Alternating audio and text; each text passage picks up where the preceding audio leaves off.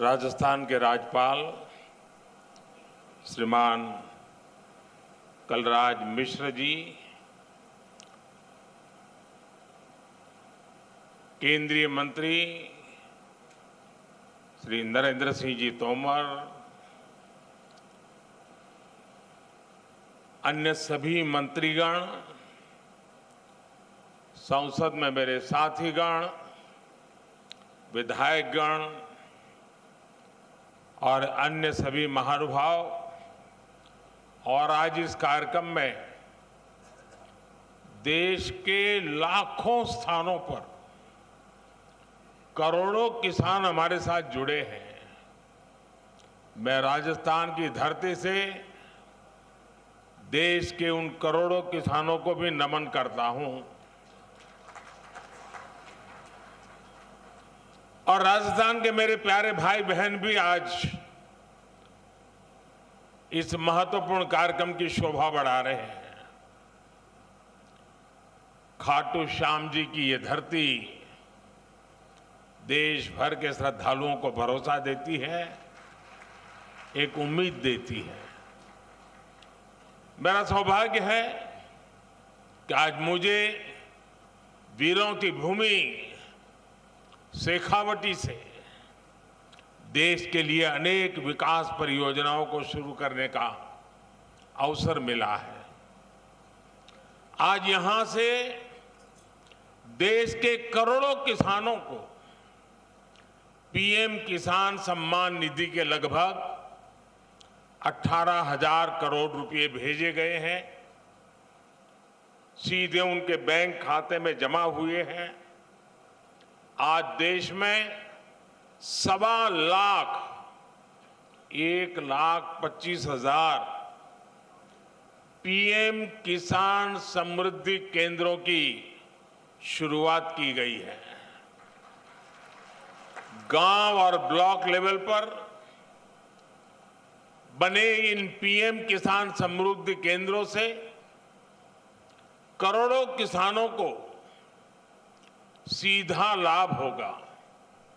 आज 1,500 से ज्यादा एफपीओ के लिए, हमारे किसानों के लिए open network for digital commerce यानी ONDC का लोकार्पण भी हुआ है।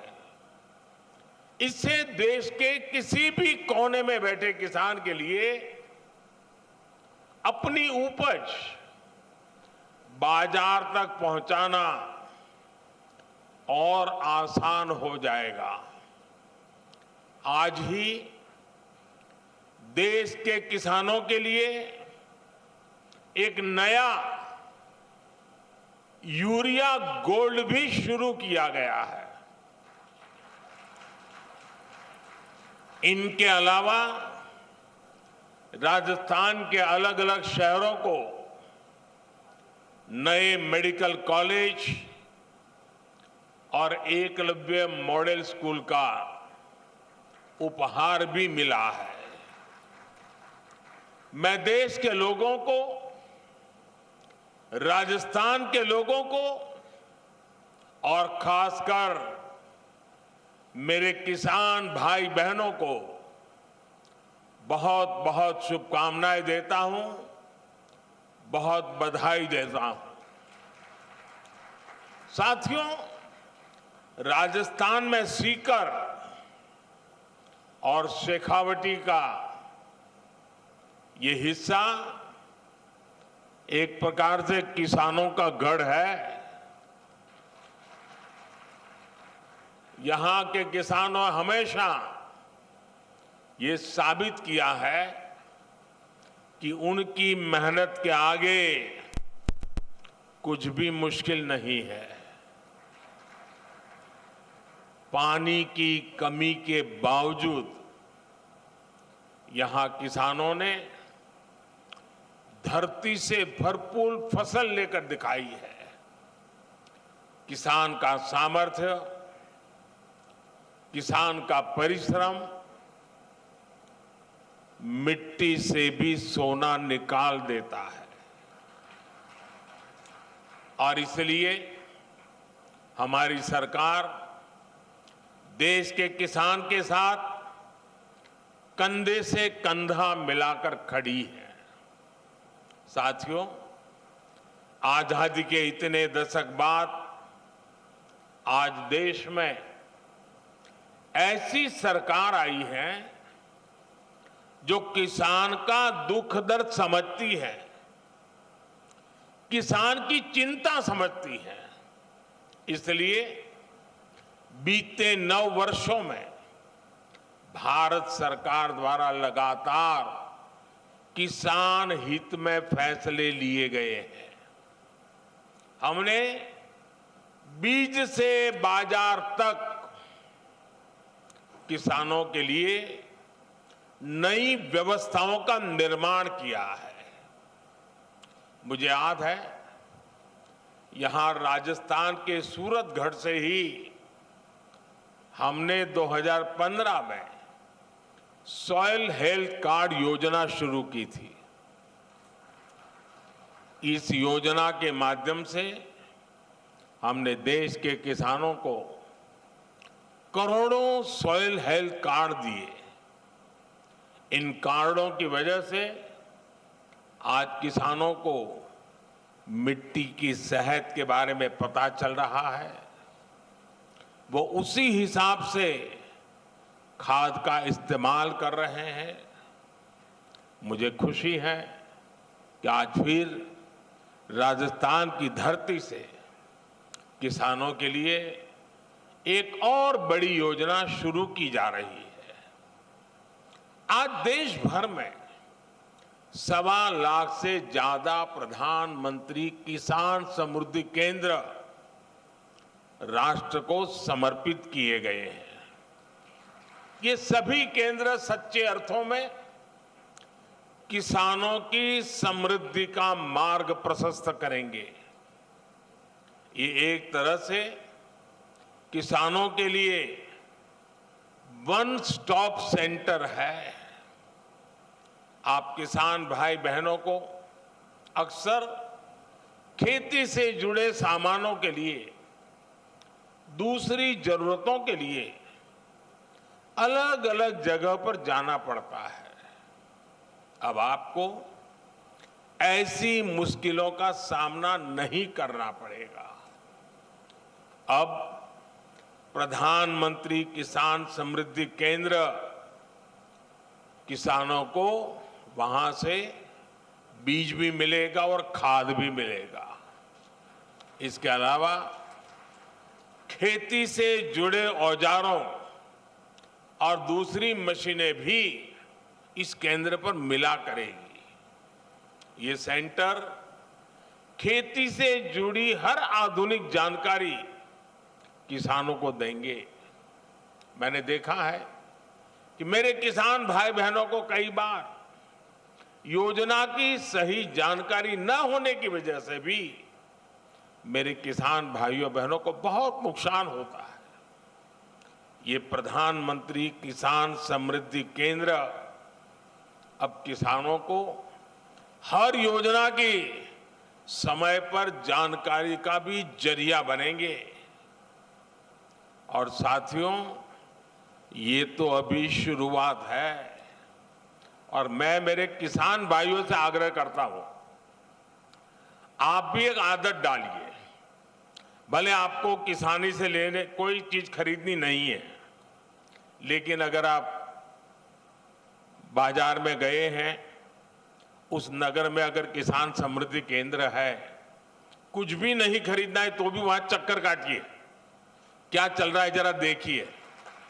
आपने देखा होगा हमारी माताएं बहनें सब्जी लेने जाती हैं, लेकिन अगर कहीं साड़ी की दुकान दिखा दी, नहीं भी खरीदना होगा लेकिन चक्कर काटेगी, नया क्या आया है, वैरायटी कौन सी आई है, जरूर देखेगी। मेरे किसान भाई बहन भी ऐसे थोड़ा समय निकाल के आदत डालें कि जब भी गए हैं नगर में और वहां किसान समृद्धि केंद्र है, जरूर चक्कर काटेंगे, हर वैरायटी पर नजर डालेंगे, क्या नया आया है क्या नहीं। देखते रहेंगे। आप देखिए बहुत बड़ा लाभ होगा। साथियों, इस साल के अंत तक देश में 2.25 लाख से ज्यादा प्रधानमंत्री किसान समृद्धि केंद्र और बनाए जाएंगे। 2.25 लाख।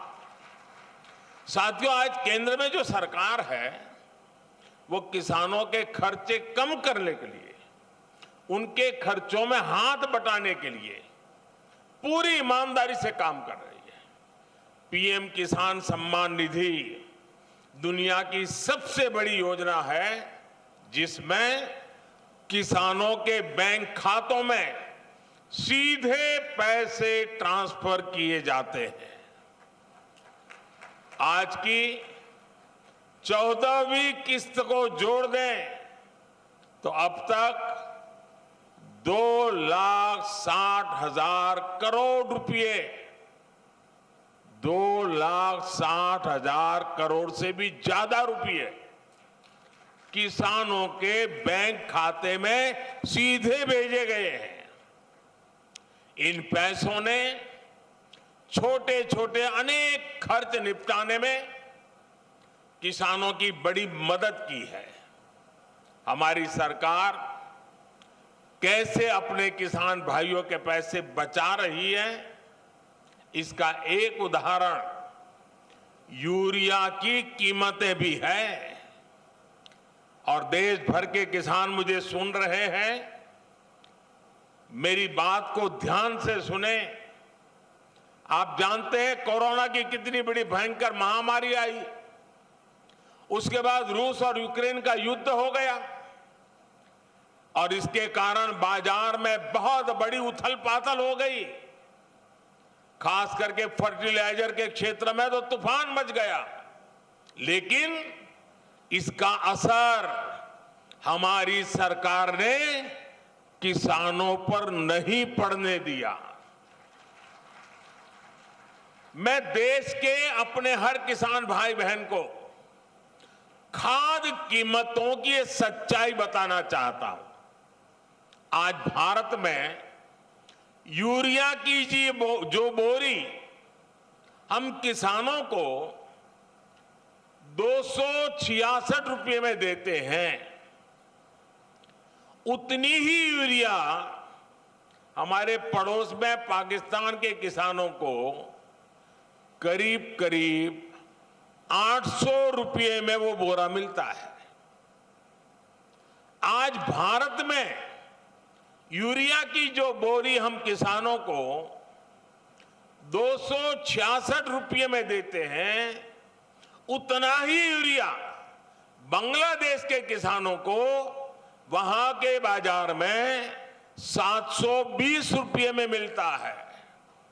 आज भारत में यूरिया की जो बोरी हम किसानों को 266 रुपये में देते हैं, उतनी ही यूरिया की बोरी चीन में किसानों को 2100 रुपये में मिलती है।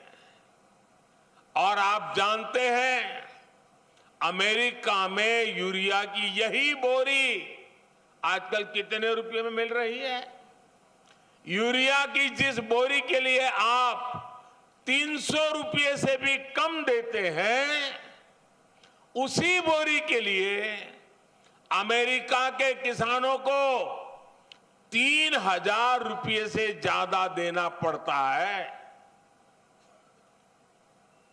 कहां 300 और कहां 3,000?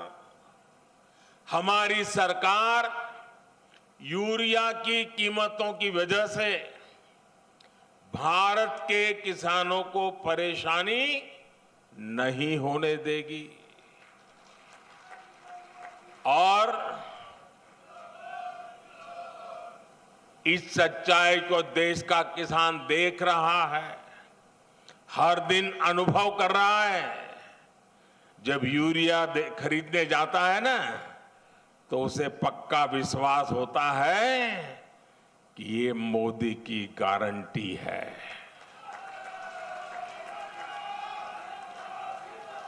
गारंटी किसको कहते हैं वो किसान को पूछोगे तो पता चलेगा। साथियों, राजस्थान में आप सभी किसान अपनी मेहनत से बाजरा जैसे मोटे अनाज उगाते हैं और हमारे देश के अलग अलग कोने में अलग अलग प्रकार से मोटे अनाजों की खेती होती रहती है। अब हमारी सरकार ने मोटे अनाजों के लिए श्री अन्न की उसे पहचान दी है। श्री अन्न के नाम से सारे मोटे अनाज पहचाने जाए। हमारी सरकार भारत के मोटे अनाजों श्री अन्न को दुनिया के बड़े बड़े बाजारों में ले जा रही है। सरकार के प्रयासों की वजह से अब देश में श्री अन्न का उत्पादन, उनकी प्रोसेसिंग, उनका एक्सपोर्ट सभी कुछ बढ़ रहा है। और मुझे पिछले दिनों अमेरिका में व्हाइट हाउस में राष्ट्रपति बाइडेन के निमंत्रण में भोजन के लिए जाने का अवसर आया और मुझे खुशी हुई कि उस थाली में भी हमारे मोटे अनाज की डिश थी। साथियों, ये जो प्रयास चल रहे हैं, इसका बहुत बड़ा लाभ हमारे देश के, हमारे राजस्थान के उन छोटे किसानों को भी हो रहा है जो मोटे अनाज श्री अन्न की खेती करते हैं। ऐसे कितने ही काम आज देश में हो रहे हैं जिनसे किसानों के जीवन में बहुत बड़ा बदलाव आ रहा है। साथियों, भारत का विकास तभी हो सकता है जब भारत के गांवों का विकास हो। भारत विकसित भी तभी बन सकता है जब भारत के गांव विकसित हो। इसलिए आज हमारी सरकार भारत के गांवों में हर वो सुविधा पहुंचाने का काम कर रही है जो शहरों में मिला करती है। आप सब जानते हैं कि एक समय था जब देश की एक बड़ी आबादी स्वास्थ्य सेवाओं से वंचित रहती थी। यानी करोड़ों करोड़ लोग हमेशा किस्मत के भरोसे अपना जीवन दांव पर लगा कर जीते थे। ये मान लिया गया था कि अच्छे अस्पताल तो दिल्ली, जयपुर में या बड़े शहरों में ही होते हैं। हम इस स्थिति को भी बदल रहे हैं। आज देश के हर हिस्से में नए एम्स खुल रहे हैं, नए मेडिकल कॉलेज खुल रहे हैं। हमारे इन प्रयासों का परिणाम है कि आज देश में मेडिकल कॉलेजों की संख्या बढ़कर 700 के पार हो गई है। 8-9 साल पहले राजस्थान में भी केवल 10 मेडिकल कॉलेज होते थे। आज राजस्थान में भी मेडिकल कॉलेजों की संख्या 35 हो गई है। इससे अपने ही जिले के आसपास अच्छे इलाज की सुविधा तो हो ही रही है। इनसे पढ़ाई करके बड़ी संख्या में डॉक्टर्स भी निकल रहे हैं। ये डॉक्टर्स छोटे कस्बों और गांवों में बेहतर स्वास्थ्य व्यवस्था का आधार बन रहे हैं। जैसे कि आज जो नए मेडिकल कॉलेज मिले हैं, इनसे बारां, बूंदी, टोंक, सवाई माधोपुर, करौली, झुंझुनू, जैसलमेर, धौलपुर, चित्तौड़गढ़, सिरोही और सीकर समेत कई इलाकों को लाभ होगा। इलाज के लिए अब लोगों को जयपुर और दिल्ली के चक्कर नहीं लगाने पड़ेंगे। अब आपके घर के पास अच्छे अस्पताल भी होंगे। गरीब का बेटा और बेटी इन अस्पतालों में पढ़कर डॉक्टर भी बन पाएंगे। और साथियों, आपको पता है हमारी सरकार ने मेडिकल की पढ़ाई को भी मातृभाषा में पढ़ाई कराने का रास्ता बना दिया है। अब ये नहीं होगा कि अंग्रेजी न जानने की वजह से किसी गरीब का बेटा बेटी डॉक्टर बनने से रुक जाए। और ये भी मोदी की गारंटी है।